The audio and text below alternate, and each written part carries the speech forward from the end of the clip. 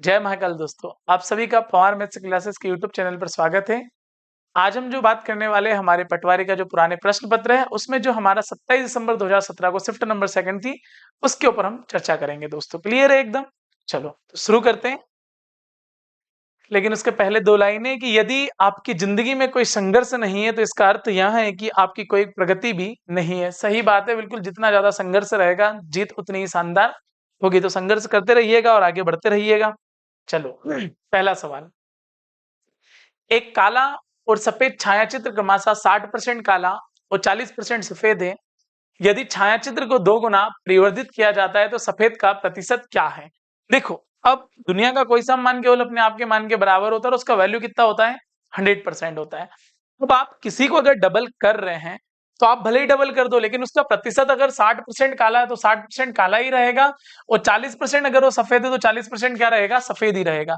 तो सफेद का प्रतिशत क्या रहेगा? 40% रहेगा। क्योंकि आप जीवन में क्वांटिटी कितनी भी बढ़ा सकते हो किसी भी चीज की, पर आप प्रतिशतता में परिवर्तन नहीं कर सकते। क्योंकि अगर देखो डबल करने का बोल रहा है तो काला भी तो अपने आप में डबल होगा, वो डबल होगा तो परसेंट तो वहीं आ जाएगा अगर आप निकालना चाहेंगे तो। जैसे अगर आप 100 मान लो कि भाई टोटल जो क्षेत्रफल हो क्या मान लो इसका, वो कितना मान ले अपन? 100 मान ले। क्लियर है? तब उसमें अगर मैं काले की बात करूं तो काला का जो प्रतिशत रहेगा वो कितना रहेगा? 60% रहेगा। तो सफेद का अपने आप कितना हो जाएगा? 40%। अगर नहीं भी बोलता तो भी कितना हो जाता? 40%। अब अगर आप सोचो कि अगर इसको दुगना कर दिया जाए, अब इसको दुगना कर दिया जाए मतलब कितना कर दिया जाए? 200। तो ये भी तो अपने आप दुगना हो जाएगा। तो दुगना हो गया तो ये कितना हो गया? 120 हो गया। और इसको भी अगर अपन दुगना करेंगे तो ये भी कितना हो जाएगा? 80। पर अगर मैं वापस यहाँ परसेंट से बात करूं तो परसेंट तो वही आना है, जैसे कि भाई 100% बराबर कितना? 200। पर उसमें सफेद की क्वांटिटी कितनी है? 80 है। तो परसेंट में अगर मैं बात करूं तो 2 जीरो से 2 जीरो, 2 से कितनी बार कट गया? 40 बार। तो यानी परसेंट कितना आएगा? 40 ही आएगा। मतलब प्रतिशत में किसी प्रकार का कोई परिवर्तन नहीं होगा, चाहे कुछ भी हो जाए, क्योंकि दोनों की क्वांटिटी एकदम बराबर है। तो अगर वो शुरू से 40% है तो लास्ट तक ही कितना रहेगा? 40% रहेगा। All set? क्लियर? यस। अगला क्वेश्चन देखते हैं। अगला क्वेश्चन है, यदि 1 2 3 4 से एबीसीडी इस प्रकार अलग अलग संख्या है कि A B minus C D बराबर 1। चलो भैया, ए बी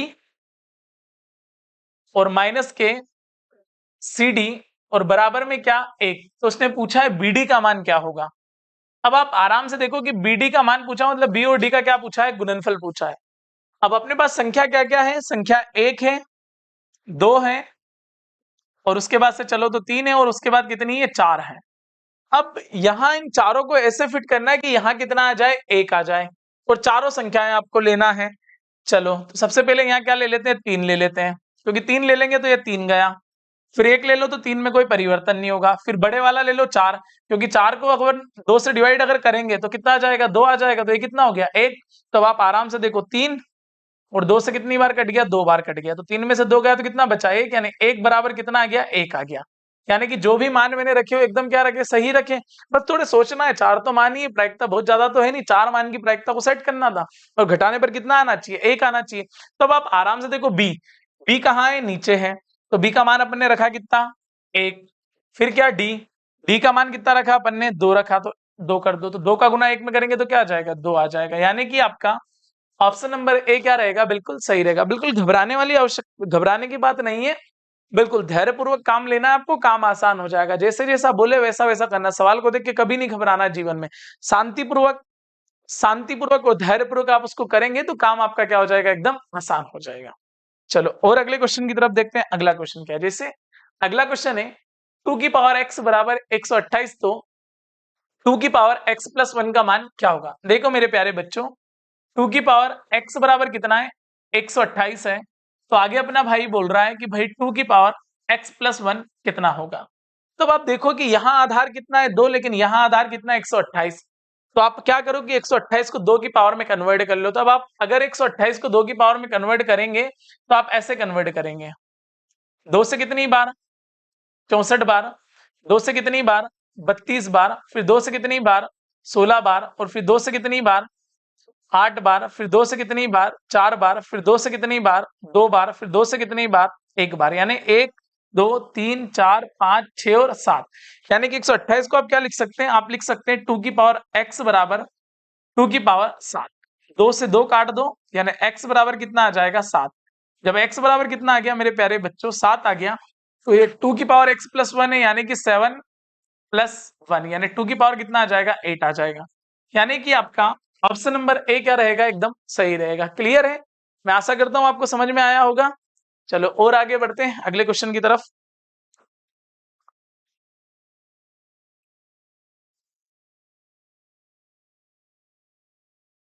अगले क्वेश्चन को समझते हैं बच्चों।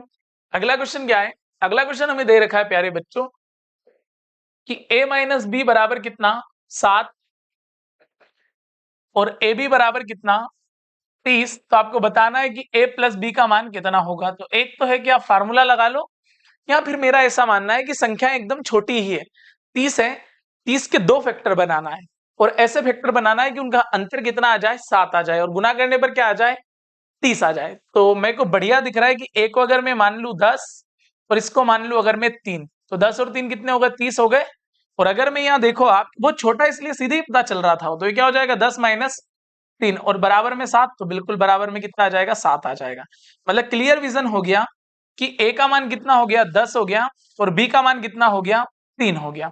अब उसने पूछा है कि a प्लस बी क्या होगा, यानी कि आप दोनों को जोड़ दीजिएगा। जैसे ही आप 10 और 3 को जोड़ेंगे तो आपको बहुत आसानी से पता चलेगा कि कितना आ जाएगा 13 आ जाएगा, यानी कि आपका ऑप्शन नंबर डी एकदम क्या हो जाएगा मेरे प्यारे बच्चों सही हो जाएगा। All set clear, yes.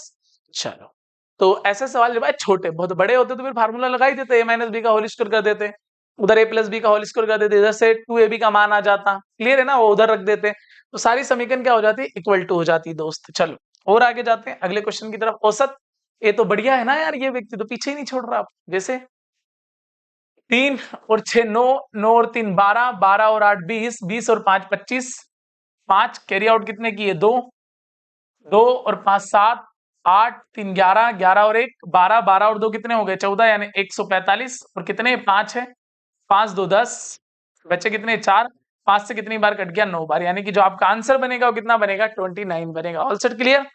चलो भाई और आगे जाते हैं अगले क्वेश्चन की तरफ। अगला क्वेश्चन क्या है, अगला क्वेश्चन है एबीसीडी एक वर्ग है जिसकी भुजा 6 सेंटीमीटर है। यदि सीएम तथा सीएन रेखाएं वर्ग क्षेत्र को 3 समान भागों में विभाजित करती है तो सीएम की लंबाई क्या होगी। अब आप आराम से देखो कि एक 6 इंटू 6 का क्या है वर्ग है।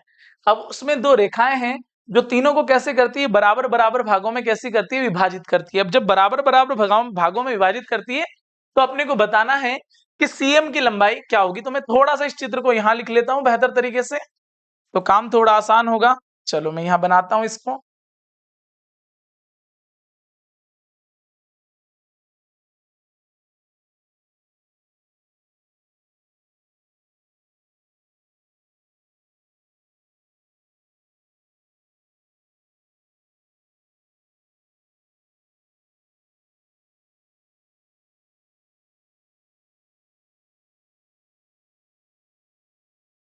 चलो भाई पूरे चित्र को छाप दिया और आगे बंदा ये बोलना चाह रहा है एबीसीडी एक वर्ग है जिसकी भुजा कितनी है 6 सेंटीमीटर, यानी कि ये भुजा भी कितनी होगी 6, ये भी कितनी होगी 6 और ये भी कितनी होगी 6 और ये भी कितनी होगी 6, यानी सारी की सारी भुजाएं आपस में कैसी है बराबर है। क्लियर है एकदम।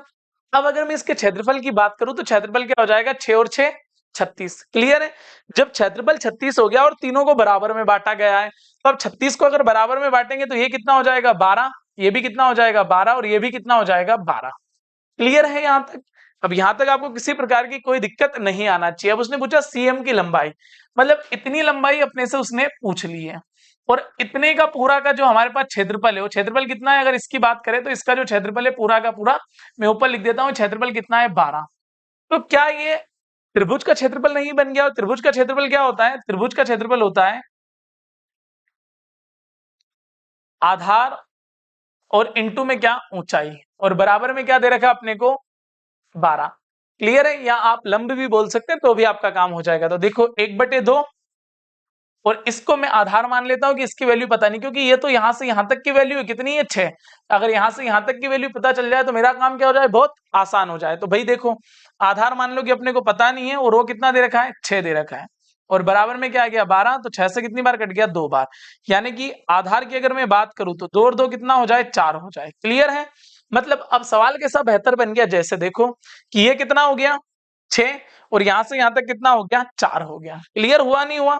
अब उसने पूछा है कि सीएम की लंबाई, मतलब इसको आप क्या मान लो, ये 90 डिग्री का एंगल है यहाँ पर। अब ये 90 डिग्री का अगर यहाँ पर एंगल है मेरे प्यारे बच्चों, तो आप बेहतर तरीके से समझ सकते हो कि ये क्या बन गया, पाइथागोरस प्रमेय बन गया। अगर ये पाइथागोरस प्रमेय बन गया तो आप क्या करेंगे कि भाई 4 का वर्ग 16, 6 का वर्ग 36, तो 16 और 36 कितने हो गए 52 हो गए, यानी अंडर रूट के अंदर कितना आ जाएगा 52 आ जाएगा। अरे कितना आ जाएगा, अंडर रूट के अंदर आ गया 52। तो देखो अंडर रूट 52 है क्या, अंडर रूट 52 बिल्कुल नहीं है, तो 52 का फैक्टर कर दो मेरे भाई।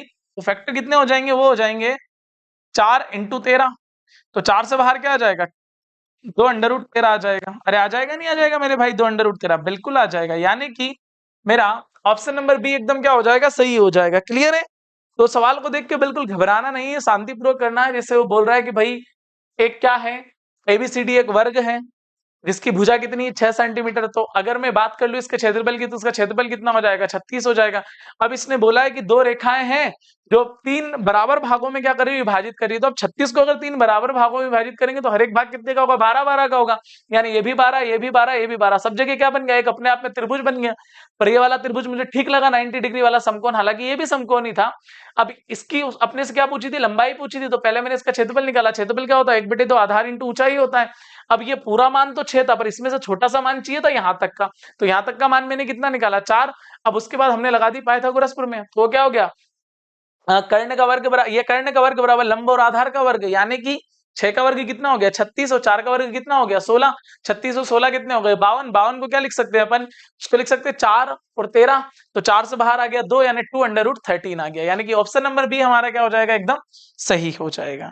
चलो और आगे बढ़ते हैं, अगले क्वेश्चन की तरफ जाते हैं। अगला क्वेश्चन हमारा क्या बोल रहा है, तो अगला क्वेश्चन है एक समलंब की दो समांतर भुजाओं का अंतर 8 मीटर है। बहुत बढ़िया, यानी कि समलंब चतुर्भुज है, आराम से बना दो ऐसा।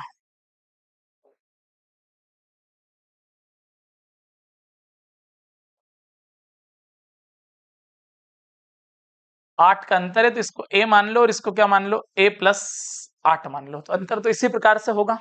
और आगे ये बंदा बोल रहा है भैया कि उन दोनों के लंबवत दूरी कितनी है 24, यानी कि ये कितना आ गया 24 आ गया। और पूरे क्षेत्रफल की अगर बात करूं, मतलब मैं यहां से यहां तक पूरे की, तो पूरा का पूरा क्षेत्रफल कितना आ गया, मैं यहां लिख देता हूं, हालांकि लिखे ही है ना भी लिखूंगा तो काम चलेगा। तो क्षेत्रफल कितना आ गया 312। अब अपने को पता है कि भाई समलंब चतुर्भुज का क्षेत्रफल क्या होता है, तो वो होता है 1/2 समांतर भुजाओं का योग और इंटू में क्या h, और बराबर में क्या दे रखा है 312। तो आप आराम से देखो ये कितना हो गया 1/2, और दोनों भुजाओं को जोड़ूंगा तो a और a कितना हो गया 2a, 2a प्लस 8 आ गया। अरे कितना आ गया भाई, ये आ गया 2a और प्लस में क्या आ गया 8। और अगर ऊंचाई की बात करूं तो ऊंचाई कितनी दे दी उसने 24, और बराबर में क्या 312। अब आप आराम से देखो ये 2 से कितनी बार कट गया 12 बार, 12 2 24, बचे कितने 7, 12 6 72, यानी ये कितना हो गया मेरे प्यारे बच्चे, ये हो गया 2a प्लस 8 इक्वल टू में क्या 26। 26 में से 8 गया तो कितना बचा भाई 18 बचा, यानी 2a बराबर कितना आ गया 18 आ गया। तो 2 से कितनी बार कट गया 9 बार, यानी a बराबर कितना आ गया, a बराबर आ गया मेरे पास 9। तो उसने पूछा समांतर भुजाओं में से लंबी भुजा क्या है, तो लंबी भुजा क्या होगी, जो a प्लस 8 होगी, यानी कि 9 प्लस 8, तो उसका वैल्यू कितना आ जाएगा 17 आ जाएगा। यानी कि आपका ऑप्शन नंबर बी एकदम क्या बनेगा मेरे प्यारे बच्चों, सही बनेगा। क्लियर है, यहां तक कोई संशय नहीं होगा इस बात में।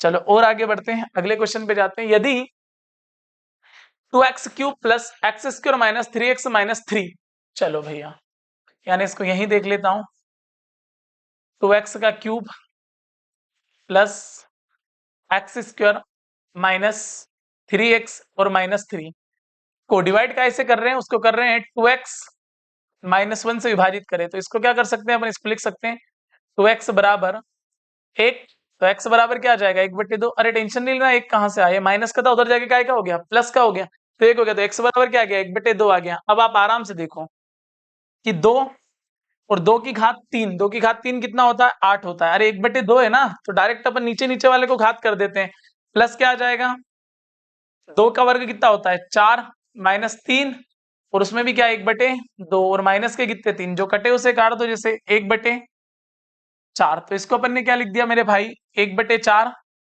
प्लस 1/4 माइनस 3/2, और माइनस के कितने 3, कुछ नहीं है तो 1। अब इन सबका एलसीएम की अगर मैं बात करूं तो एलसीएम कितना आ जाएगा 4, तो यहाँ कितना बचा 1 प्लस 1 -2 से कितनी बार कटा 2, 2 का गुना 3 में किया तो कितना आ गया 6 आ गया। और 1 से कितनी बार कटा 4 बार, 4 का गुना 3 में किया तो कितना आ गया 4 3 12 आ गया। क्लियर है। अब आप आराम से देखो भैया कि माइनस के 12 और माइनस के 6, माइनस के 18, 1 और 1 2, माइनस के 18 में से प्लस के 2 जाएंगे तो माइनस के कितने बचेंगे 16। अब माइनस के 16 बच्चे अगर 4 से डिवाइड करेंगे तो क्या आएगा माइनस का 4 आएगा। अरे आएगा नहीं आएगा माइनस का 4, बिल्कुल आएगा। तो ये माइनस का 4 यानी कि आपका ऑप्शन नंबर सी एकदम क्या रहेगा मेरे प्यारे बच्चों, सही रहेगा। कुछ भी नहीं करना, सिर्फ वैल्यू उठा के रखना है बराबर में करके, वैल्यू के बाद इक्वेशन सोल्व अपन कर ही सकते हैं आसान तरीके से।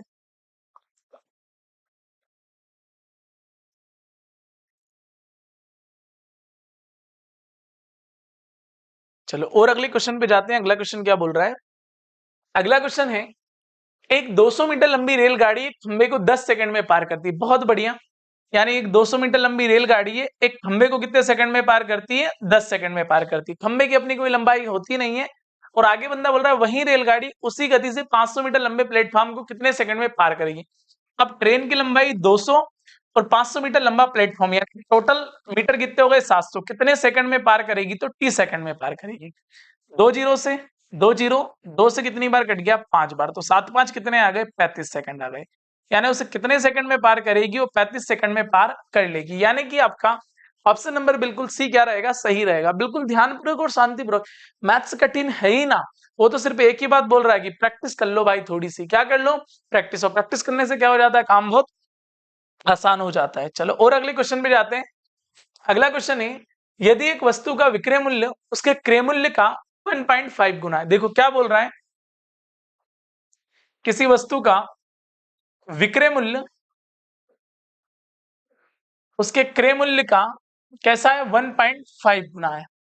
अब आप देखो कि क्रय मूल्य हमेशा क्या रहता है, किसी का भी 100 रहता है और वो उसका 1.5 गुना हो गया, मतलब ये कितना हो गया, अरे ये हो गया भाई 150%।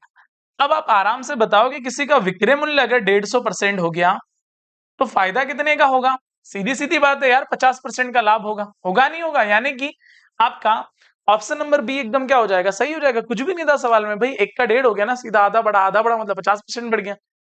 यानी कि ऑप्शन नंबर बी आपका क्या रहेगा, एकदम सही रहेगा। चलो और आगे बढ़ते हैं सवालों की ओर। 24 पुरुष एक कार्य को 40 दिन में पूर्ण कर सकते हैं, तो 30 दिनों में कार्य को पूर्ण करने के लिए कितने पुरुषों की आवश्यकता होगी। तो देखो भाई 24 पुरुष अगर 40 दिनों तक काम करते तो एक काम पूरा होता है। आगे बंदा क्या बोल रहा है कि 30 पुरुष अगर काम करे तो कितने दिन लगेंगे, मान लो कि x दिन लगेंगे। 1 0 से 1 0, 3 से कितनी बार कट गया 8 बार, और 8 4 कितना आ गया 32 आ गया। यानी x इक्वल टू क्या आ गया 32, यानी कितने पुरुषों की आवश्यकता होगी, तो 32 पुरुषों की आवश्यकता होगी। यानी कि ऑप्शन नंबर बी आपका क्या रहेगा, एकदम सही रहेगा। दोस्तों बिल्कुल घबराना नहीं, शांतिपूर्वक, दुनिया का कोई सब मान के अपने आप के मान के बराबर होता है। अगर इतने लोग मिलकर काम कर रहे हैं तो इतने लोग मिलकर कब काम करेंगे, तो आसानी से कर सकते हो आप। चलो और फ्लो में देखते हैं अगला सवाल। 36 किलोमीटर प्रति घंटे की गति को इसके समान है। बहुत बढ़िया भाई, 36 किलोमीटर प्रति घंटे। तो जब भी चाल किलोमीटर प्रति घंटे में और उसे मीटर पर सेकंड में करना होता है, आप गुना काय क्या कर देंगे 5/18 का। क्यों करेंगे ये समझ लो जरा। जैसे चाल हमेशा काय में होती है, वो होती है किलोमीटर प्रति घंटे में होती है। अरे काय में होती है, रटना नहीं है भाई, किलोमीटर प्रति घंटे में होती है। किलोमीटर में कितने मीटर होते हैं, 1 किलोमीटर में होते हैं 1000 मीटर, और घंटे में सेकंड कितने होते हैं, तो सेकंड की बात अगर मैं करूं तो कितने होते हैं 3600 सेकंड होते हैं। अब मेरे प्यारे बच्चे 2 जीरो से 2 जीरो, 2 से कितनी बार कटा 5 बार, 2 से कितनी बार कटा 18 बार, यानी 5/18 मीटर पर सेकंड। यानी कि जहां भी आपको किलोमीटर प्रति घंटे दिखे वहां 5/18 का गुना कर दीजिएगा, तो आपका जो आंसर आ जाएगा वो काय में आ जाएगा, मीटर पर सेकंड में। तो जैसे ही हमें क्या दिखा 36 दिखा, उसके साथ किलोमीटर प्रति घंटे दिखा, हमने गुना कर दिया काय का 5/18 का। तो 18 से कितनी बार कट गया 2 बार कट गया, तो 5 2 कितने आ गए 10, कन्वर्ट हो गया वो मीटर पर सेकंड में। यानी कि आपका ऑप्शन नंबर ए क्या रहेगा मेरे प्यारे बच्चों, सही रहेगा। All set clear, yes. चलो और आगे बढ़ते हैं, अगले क्वेश्चन की तरफ रुख करते हैं। और अगला क्वेश्चन क्या है, अगला क्वेश्चन है 3 व्यक्ति की वर्तमान आयु का अनुपात 2:3:4 है। 2:3 और अनुपात 4 है। ये मैं बात काय की कर रहा हूं, एकदम वर्तमान की कर रहा हूं। अरे काय की कर रहा हूं, वर्तमान की। क्लियर है। अब आगे बंदा बोल रहा 5 वर्ष पूर्व उनकी आयु का योगफल 39 था। कब, 5 वर्ष पूर्व कितना था भाई 39 था। तो 5 वर्ष पूर्व ये 3 लोग कितने के थे? 39 के थे। अगर ये वर्तमान में आना चाहे तो 5-5 साल तीनों बढ़ेंगे। अब ऐसा तो ही नहीं है कि रिवाइटल खाली मानो हमसे गया हो, भाई सब बढ़ेंगे ना। तो 3 में कितना बढ़ेगा? 15 बढ़ेगा। जब 3 में 15 बढ़ा तो ये कितना हो जाएगा? वर्तमान में हो जाएंगे 54। और अब आप देखो कि 4 3 7 और 2 कितने हो गए? 9। और 9 से कितनी बार कट जाएगा? 6 बार। अब 1 का वैल्यू कितना आ गया? 6। जब 1 का वैल्यू 6 आ गया मेरे प्यारे बच्चे, तो उसने क्या पूछा है? सभी की वर्तमान आयु बतानी है। तो कोई बहुत बड़ी बात नहीं है, यहाँ 6 का गुना कर दो, यहाँ 6 का गुना कर दो और यहाँ भी 6 का गुना कर दो। ये आ जाएगा 12, ये आ जाएगा 18 और ये कितना आ जाएगा? 24। यानी 6 18 24 कहाँ है भाई? 12 18 24। इससे भी अपना काम चल जाएगा। यानी कि ऑप्शन नंबर चल क्या जाएगा? वही है आंसर भाई। यानी ऑप्शन नंबर ए क्या रहेगा? एकदम सही रहेगा। चलो और आगे बढ़ते हैं। लीना उत्तर की ओर मुख करके खड़ी है। यदि वहां दक्षिणावर्त दिशा में 180 डिग्री के कोण पर मुड़ जाती है तो तब वो किस ओर मुख करके खड़ी होगी? बिल्कुल भाई, जब कोई व्यक्ति 180 डिग्री घूमता है ना तो अपने विपरीत हो जाता है। कैसा हो जाता है? अपने विपरीत हो जाता है। यानी कि अगर उत्तर की तरफ मुंह है तब उसका मुंह किस तरफ हो जाएगा? दक्षिण की तरफ हो जाएगा। क्लियर है? ये तो वैसे भी पता होगा, नहीं पता हो तो ऐसे देख लो भाई कि कोई व्यक्ति है, ये क्या हो गया? हमारा पूर्व हो गया। ये कितना हो गया? हमारा पश्चिम हो गया। ये हमारा क्या हो गया भाई? उत्तर हो गया। और ये क्या हो गया? दक्षिण हो गया। कोई व्यक्ति उत्तर की तरफ मुंह करके खड़ा है और 180 डिग्री दक्षिणावर्त घूमता है। दक्षिणावर्त घूमेगा मतलब कहाँ आ जाएगा? यहाँ आ जाएगा। अरे ये 90 डिग्री, ये 90 डिग्री, 90 90 घूम के कहाँ जाएगा? 180 पे आ जाएगा। एकदम दक्षिणावर्त घूमता है या वामावर्त घूमता है? 180 डिग्री कहीं से भी घूमे विपरीत ही जाता है। तो भाई उत्तर का जो विपरीत आएगा वो क्या आ जाएगा? दक्षिण। मतलब वो किस दिशा में मुख करके खड़ा है? दक्षिण दिशा में मुख करके खड़ा है। यानी कि ऑप्शन नंबर बी आपका क्या होगा? एकदम सही होगा। चलो अगला क्वेश्चन देखते हैं। अगला क्वेश्चन है, निम्नलिखित में से कौन एक बहुपद नहीं है? बहुत बढ़िया। चलो भाई ये तो घटते क्रम में है। अरे x की पावर 3, x की पावर 2 और x की पावर 1 सही है। ये भी घटते क्रम में 3 के बाद 1, ये भी सही है। ये भी घटते क्रम में 2 1 अचर, ये भाई एक जैसे हैं। ये गए, मतलब ये बहुपद नहीं है। चलो आगे देखो भाई। अगला है x बराबर √5 माइनस √3 और अपॉन में √5 प्लस √3 हो तो x square minus 8x plus 1 का मान क्या होगा? X square minus 8x plus 1 का मान क्या होगा? और x का वैल्यू हमें दे रखा है भाई ने, वो कितना दे रखा है? वो दे रखा है √5 और माइनस √3 और अपॉन में क्या? √5 और प्लस में √3। सबसे पहले कर लेते हैं हर का परिमेयकरण। तो हर का परिमेयकरण करेंगे तो काम आसान हो जाएगा। यानी कि ये प्लस ऊपर जाके काय का हो जाएगा? माइनस का हो जाएगा। अरे काय का हो जाएगा? माइनस का। और ये भी क्या रहेगा? ऐसा। अरे जैसा गुना ऊपर करना वैसा ही गुना क्या कर दो? नीचे कर दो। तो वो क्या बन गया? अरे ऊपर एक जैसे बन गए। यानी कि √5 माइनस √3 का क्या बन गया? Whole square. और नीचे क्या? एक बार जोड़ दो और एक बार घटा दो। यानी क्या कर दो? a square minus B square. अब √5 का वर्ग करेंगे तो क्या आएगा? 5 ही आएगा। √3 का वर्ग करेंगे तो 3 ही आएगा। तो ये कितना हो गया? ये हो गया √5। चलो यार इसको खोल ही देते ना, a माइनस बी का whole square. a square plus B square minus 2a और b। क्लियर? और नीचे क्या हो गया? 5 में से 3 गए तो कितने बचे? 2 बचे। तो x बराबर कितना आ गया? ये हो गया 8 माइनस 2 और दोनों का गुना कर दो आपस में 2 √15 और अपन में क्या आ गया? 2। यहाँ से 2 कॉमन ले लो और तो ये x बराबर क्या हो जाएगा? अगर 2 कॉमन ले लेंगे तो क्या बचेगा?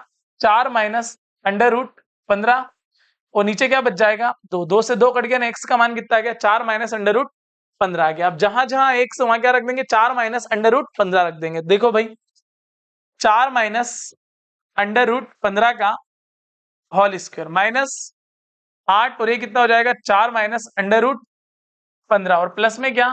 1।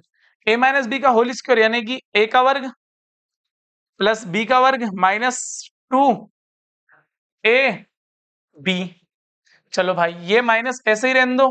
8 4 32 और माइनस माइनस कितने हो गए? प्लस हो गए।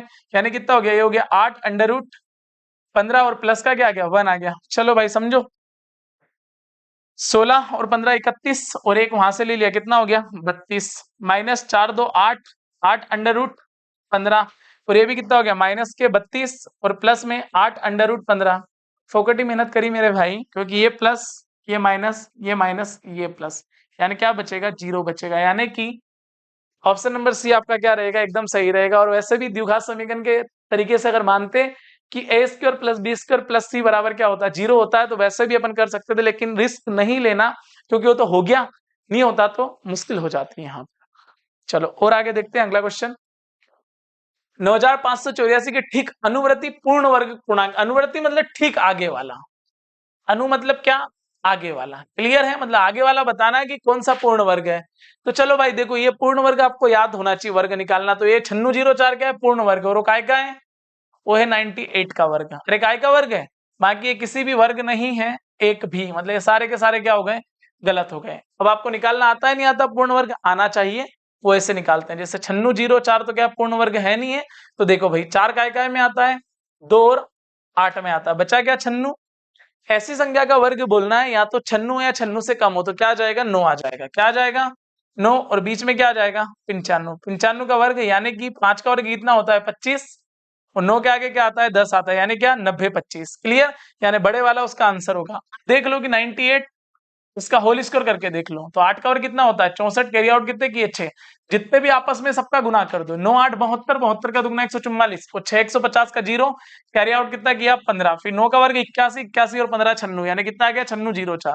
अब इसका वीडियो बनाया हमने एक, अगर जाए तो आप देख सकते हैं, 6-7 मिनट का वीडियो, आपको सब पता चल जाएगा, कोई भी संख्या देख के कैसे बताएंगे वर्ग है या नहीं, तो उसको देख के आपका काम आप आसान कर सकते हो। क्लियर है दोस्तों, यानी कि ऑप्शन नंबर सी यहाँ क्या रहेगा, एकदम सही रहेगा। चलो और आगे बढ़ते हैं, अगला क्वेश्चन है 7x² प्लस 56x प्लस 90 बराबर 0, तो x प्लस 4 का होल स्क्वायर क्या होगा। बहुत बढ़िया भाई, मान किसका चाहिए अपने को, 7x² प्लस 56x प्लस 90 और इक्वल टू में क्या 0, और वहां अपने को दे रखा क्या x प्लस 4 का होल स्क्वायर, तो इसको क्या लिख सकते हैं, a का वर्ग प्लस b का वर्ग और प्लस क्या 2a और b, तो ये क्या हो जाएगा x², 4 2 8x और प्लस 16 और बराबर में क्या लिख दो 0।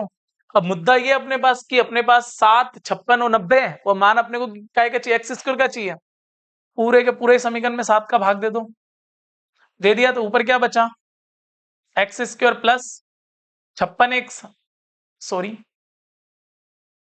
कितना आ जाएगा 8x, सारे 7 से कट गया ना भाई 8 बार, अभी ये कट नहीं रहा तो उधर जाके माइनस का हो जाएगा, कितना हो जाएगा 90/7, यानी कि मेरे प्यारे बच्चे इसका मान क्या रख दे, माइनस के 90/7, ये रख दिया माइनस के 90/7 और प्लस के क्या 16।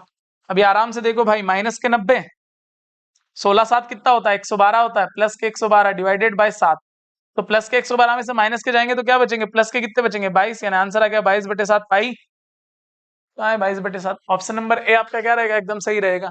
समीकरण को इक्वल टू करनी थी, ऐसे पटवारी के अगर पुराने प्रश्न पत्र देखेंगे तो बहुत क्वेश्चन है ऐसे, आराम से बन जाएगा। चलो और अगला क्वेश्चन, एक कार्य को 20 दिनों में तथा बी उसे 30 दिनों में पूर्ण कर सकता है, ए और बी दोनों साथ काम करते हुए कार्य कितने दिनों में पूरा हो जाएगा। बहुत अच्छा क्वेश्चन नहीं है, ए कितने दिन में करता है 20 दिन में, और बी कितने दिन में करता है 30 दिन में, तो एलसीएम कितना आ गया मेरे प्यारे बच्चे 60, 20 से कितनी बार कटा 3 बार, 30 से 2 बार, दोनों मिलकर काम कर रहे 3 और 2 5, यानी काम कितने दिनों में हो जाएगा 12 दिनों में, यानी कि ऑप्शन नंबर डी एकदम क्या रहेगा आपका सही रहेगा। चलो और आगे बढ़ते हैं, लास्ट क्वेश्चन, लास्ट क्वेश्चन है भाई, धातु से निर्मित 3 घनों के किनारे 3 सेंटीमीटर 4 सेंटीमीटर और 5 सेंटीमीटर है, उन्हें पिघलाकर एकल घन का निर्माण किया जाता है, तो घन का किनारा ज्ञात कीजिए। मतलब छोटे घनों को मिलाकर बड़ा घन बनाया गया है, तो अपने को बताना बड़े घन की भुजा क्या होगी, तो सबके आयतन को जोड़ दो। अब इसका आयतन क्या होता है, इसका आयतन होता है 3 का क्यूब, उसका आयतन कितना होता है, उसका आयतन होता है 4 का क्यूब, उसका आयतन कितना होता है, उसका आयतन होता है 5 का क्यूब, और नए का आयतन क्या होता है, होता है 1 का क्यूब। 3 का क्यूब कितना होता है 27, 4 का क्यूब 64 और 5 का क्यूब कितना होता है 125, और बराबर में क्या a क्यूब, 5 4 9 और 7 कितने हो गए 16, 12 6 18 2 20 और 1 21, यानी a क्यूब बराबर कितना 216, तो a बराबर क्या आ जाएगा 6, मतलब नए घन की भुजा कितनी हो गई 6 सेंटीमीटर, और वो भुजा ही क्या है किनारा है। क्लियर है दोस्तों, तो मैं आशा करता हूँ आपको समझ में आया होगा, और हमारी एक मैथ्स की बेसिक सीरीज भी चल रही है जो कि सुबह 8 बजे रोज अपलोड होता है, जिसमें आपको बेसिक मैथ्स अगर नहीं आता है तो आप उसको बेहतर तरीके से सीख सकते हैं, और हमारी अगली मुलाकात होती है अगले वीडियो में, तब तक के लिए जय हिंद जय भारत।